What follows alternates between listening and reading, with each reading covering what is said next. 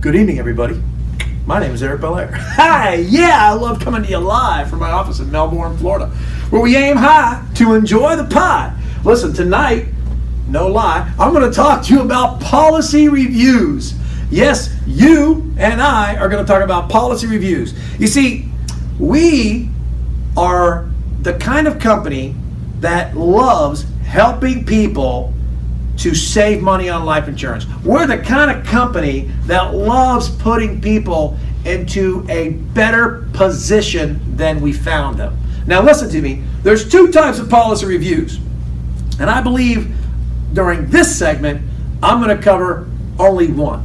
And that one is where you're reviewing a policy that we here at the Alliance didn't sell. We're not going to talk about policy reviews today of ones that we've sold, and we should be doing those policy reviews. Every year, you should go back out and sit with your clients and do a policy review. But I'm referring about doing a policy review on a policy that we didn't ever sell. And let me tell you how you find out about these and why these policy reviews are important. So, when I'm making my phone calls and I'm making my appointments and I'm talking to people I meet on the street, I let them know who I am, what I do, and how I can help them. And who I am is Eric Bellaire. And what I do is I sell life insurance. And how I can help them is save money on what they've got and strengthen their position, because what they probably got is their granddaddy's life insurance. And their granddaddy's life insurance isn't as good as the life insurance that we're selling today. And all you got to do is go take a look at it and find out.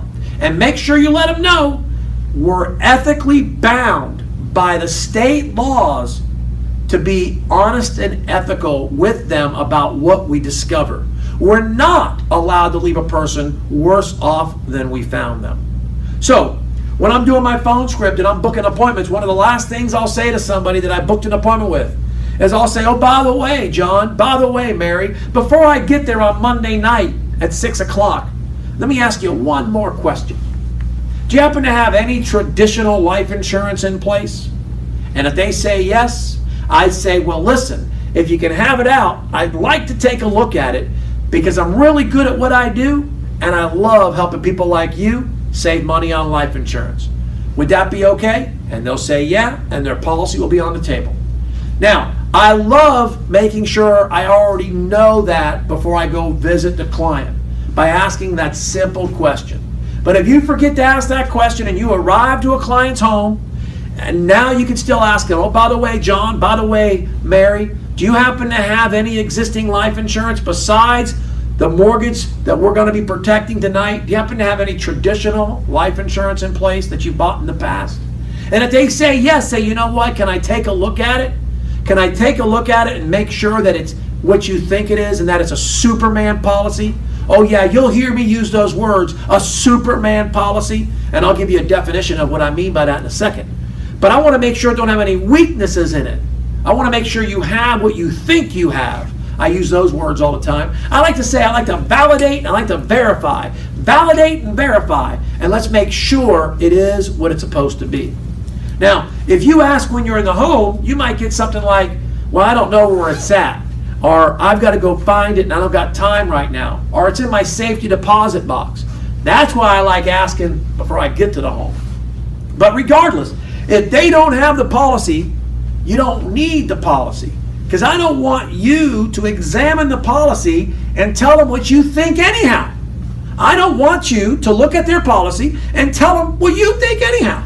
I want you to look at their policy and I want you to say this to them. Is it okay with you if we make a phone call to your company and ask them some questions? I want you to ask them if it's okay if you can make a phone call to their company and ask them some questions. And that way you're going to determine whether they have a Superman policy or not based on the answers that the company they're currently with gives you. So they say, sure, I don't mind at all. Let's make the call. Boom, I'm a chimer and a rhymer. So anyhow, they say they don't mind at all. Let's make the call, and you go ahead and you set them up. You go ahead and you set them up and you set up the expectations. And you say, listen, Paul, listen, Mary, here's what's going to happen. We're going to call up your company and we're going to get them on the phone, and they're going to ask me some questions. And I'm going to put it on speakerphone so that you can hear everything. And the first thing I'm going to say to them is that I'm calling with you here on a speakerphone because we have some questions about your life insurance policy. Now they're going to ask me if I'm an agent. And Paul and Mary, I'm going to tell them no, because I'm not an agent of theirs. And they're assuming that I am. So I'm going to tell them no, I'm not an agent of theirs. Because if I tell them that I am and they assume I'm one of theirs, they're going to tell me I should already know what the policy says. And not all policy language is the same. So we want to ask them the questions. And when they ask me if I'm an agent, I'm going to tell them no, because I'm not an agent of theirs. So anyhow, when I call them up and they ask me that question, I'm going to tell them I have you sitting here and your wife sitting here, or you sitting here and your husband sitting here, and I'm going to let them know that we asked some questions. And now they're going to ask to validate and verify who you are. They're going to want to speak to you, and we'll tell them you're right here on speakerphone. They're going to ask you what your name is, what your address is, what your date of birth is. They might even ask you what your full social is, or the last four of your social, and they're going to validate and verify who you are. And then they're going to ask you if it's okay if I'm in the room and I can ask them questions with you in the room about their policy and all of us at the same time. And you just tell them sure. And then they're going to proceed, and I'm going to start to ask my questions. The first question I'm going to ask them, Paul and Mary, I'm going to ask them this question. Question number one, very important question. Question number one, will or can the cost or premiums of this policy ever increase? Can the cost of this premium of this policy ever increase? Will they? Can they? Is it possible? Can the premiums ever increase? Now, let's do a hypothetical out on the side, okay? Let's hypothetically say they have a $100,000 policy and they're paying $89 a month. That's really all you know right now. Even if you see more than that, even if you can tell that it's a permanent policy, even if you tell it's a term policy, even if you can tell that it covers any type of death, don't say anything yet. Let's still ask the questions. Just play the part. So the second, now, by the way, depending on the answer you get, if they say to you that the policy premium will never, ever go up, you're on your way to a potential Superman policy. If they say the premiums can go up, ding, ding, ding, ding, you got a weakness, and you look at the client's faces, they ain't happy. If they hear these premiums are not guaranteed and the premiums can and may go up, their smiles turn upside down in the frowns because they're not happy. Question number two. Question number two. Can or will the face amount of this policy ever decrease? Can the face amount of this policy ever decrease? Or is it locked? Or is it locked? Or is it locked? Now, by the way, if they say, yes, it can decrease, you're looking at a weakness. If they say, no, it can never increase, you're looking at a potential Superman policy. But let's keep going. Third question. Question number three. Good for you, good for me. Here's the question. Question number three. How does the client have to die? I know you might already see it in the policy. You might tell that it's a regular any type of death, and you know it's not an accidental death, but there's no reason not to ask it. We had a lady up in Atlanta, Georgia once, paying $10 a month for $1 million policy, and she insisted it would cover any type of death. My agent finally convinced her to call the company because she knew and I knew and everybody knew except for the client that it was not going to be any type of death. But when we called the carrier up, not only did we find out it was an accidental death, which we expected, but it was an accidental death that only paid if the client died on a plane flight. The client says, I never fly. Then why are you wasting $10 a month? She had $1 million accidental death for dying on a plane only, and she was never ever going to fly in her life. Crazy talk, right? She didn't know or didn't remember what she had. So anyhow, how does a client have to die? Is it any type of death or only accidental death? Number 4, what age does the client have to die by? What age does the client have to die by? So in other words, is it going to be over when does the client have to die by? Does it have to be, is it over when the client turns 79? Is it over when the client turns 83? Is it over when the client turns 90? Listen, I got nothing wrong with a policy having an end date on it, as long as the client is fully aware it has an end date on it. I mean, I love selling a permanent policy that we have in our arsenal of weapons that allows me to dial it down to the client's expectation of death. Age 83, age 88, age 91.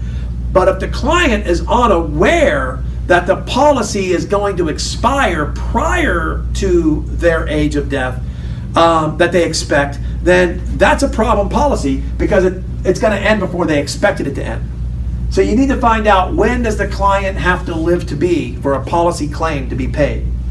The fifth question, and here's a really good question. This is really where the rubber meets the road, and everything here could make it look like it's a Superman policy, but this final question is the killer.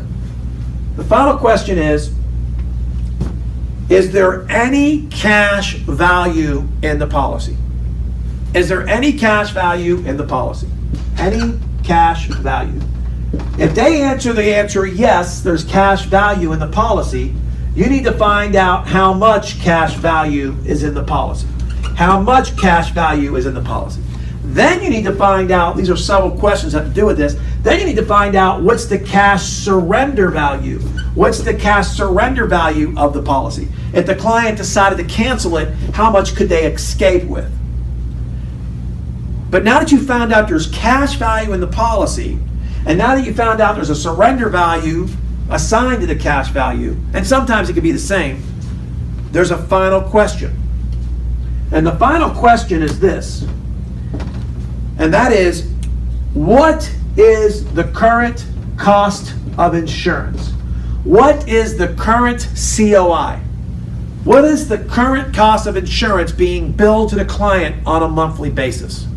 Now this is where you come back up to the scenario of it being $100,000 for $89 a month that the client's paying out of their pocket. Now, check this out.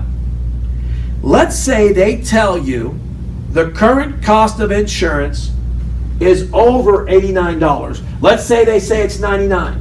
Let's say they say it's $119. Let's say they say it's $149. Let's say they say it's $249. Clearly, the cost of insurance on a monthly basis is higher than the premium. You hear them saying that to you. If that's the case, you need to ask them, if the current cost of insurance is $249 and you're only getting from the client $89, where's the difference coming from? And the difference is coming from the client's cash value. It's the client's cash value. So then, once you make the client aware of the fact that they're actually paying more than $89 a month, even though they were just told it would never go up, you need to say to them, what happens if the cash value of this policy hits zero during the lifetime of the policy? They're going to tell you, if that happens, the client has to pay this on a monthly basis to keep it in force. So we go back to question number 1 and say, then why did you tell us that the policy premium would never go up? When it is possible, because they could get a zero cash value during their lifetime. And you can even ask this question, does the cash value deplete not just on cost of insurance, but could it also go down because of the state of the economy? And let them answer the question. Now let's say that they say the current cost of insurance is less. Let's say it's only $79. Let's say it's only $59. Let's say it's only $39. You may want to ask them, does the cost of insurance go up? Will the cost of insurance go up next year? Could it continue to go up every year? And could it ever pass up the premium? And once you get those answers, you're in the same boat of what you're trying to show the client. Let me tell you something, folks. I have been in people's homes where their cash value is being depleted, and if they continue to deplete their cash value based on the policy they have, they're going to be out of life insurance before they're a certain age, and they don't even realize it, and they're in love with me for helping them find that serious weakness. I've been in homes where I've seen weird stuff. I was in a home where a guy's premium went up until he was age 80 for 150 grand. He was told his premium would never go up anymore after he turned age 80, and they thought they were solid. But I realized there was something up, so I did the policy review, and I said to the company they were with, so let me ask you a question. You're saying his premium's never going to go up again from 350, and he's going to have $150,000 till the day he dies. And the carrier said on a speakerphone, we never said that. And I went like, what do you mean? And they said, well, the 350 will never go up, but after he turns 81, the face amount starts to drop. And by the time he's 90, the face amount would be only 25 grand. And he'd be paying $350 a month for 25 grand. So it was a really weird product. So I've seen all different types of things, and you only find out by asking these questions whether a client has a Superman policy or weaknesses in their policy.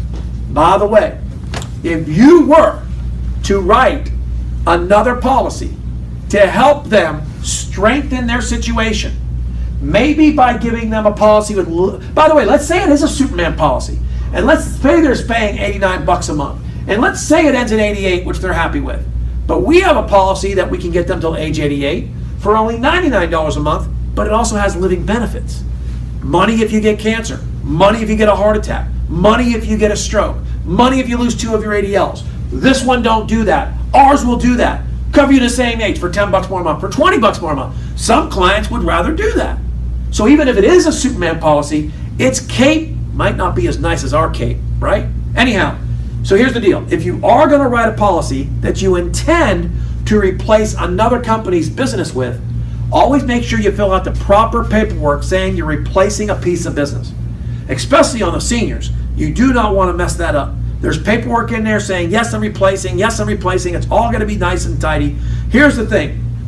You take a letter that day from the client saying that it's addressed to the new company, or the old company, to whoever from the client, and subject to policy number, and you write a paragraph that the client signs, and you have them sign it, and you write their name on a line, and it says, please stop drafting my account immediately. Please do not take any more money out of my bank account. Now you leave the date blank because you don't know if the policy you're submitting is going to get approved. But you also don't want the client to be double drafted. And normally they'll pick the same draft date. So if the draft date of the policy they're in now is, say, the 1st of April, and the one we submit, we want to make it the 1st of April, and the one we submit gets approved on March 20th, then we would send that letter that we got as soon as the other one gets approved to their old company, and they will not be drafted on April 1st. And you've already left the home with that letter to stop the draft immediately. But you explain to the client that they're going to get a letter in the mail telling them to make premiums because they went on, the letter says stop drafting, put me on direct quarterly bill. And now they're going to get a letter that says pay to 3 months, but you got to remind the client to just throw that letter in the trash and let that policy die on its own. There's no reason to rush to cancel it. Let it die on its own. Now, the new policy will go into force and the old policy will die on its own. But if the client happens to die during that lapse period, the client's beneficiaries or family could make the premium payment and actually have that one as well. Or they can write the letter, please cancel my policy effective immediately once the other one's approved. But either way, leave with the letter, don't date it until ours gets approved, and then fax it to the carrier they used to be with, mail it to the carrier they used to be with, and mail them a copy of the letter proving that you sent it on their behalf to make sure they get the drafts stopped. One other thing, and the last thing I'll say is this. When you do a replacement of a policy, a lot of times they're over 2 years old and they're already out of contestability. Your new policy will be in contestability. If there's anything about a policy review that's bad or weak or indifferent, whatever, where you find a need to replace because of what they have is not as strong as what you can sell, It's that the client will restart their contestability. But as long as the client is not misleading you or committing fraud or making false statements, there's not going to be any issue. The death benefit will be slower coming because it's in the first 2 years if they die, but the fact of the matter is there will still be a death benefit. There's no harm in replacing a piece of business from another company just as long as you know all the parameters about what you're doing. We're supposed to be leaving the clients better off than we found them. We're ethically bound to let clients know if we find they have weaknesses in their policy. We're ethically bound to tell the client whether or not they have a Superman policy. We're ethically bound to show the client the best value in America that will get them the biggest bang for their buck. Thank you so much for tuning in tonight. Have a great night. Eric Bellaire out.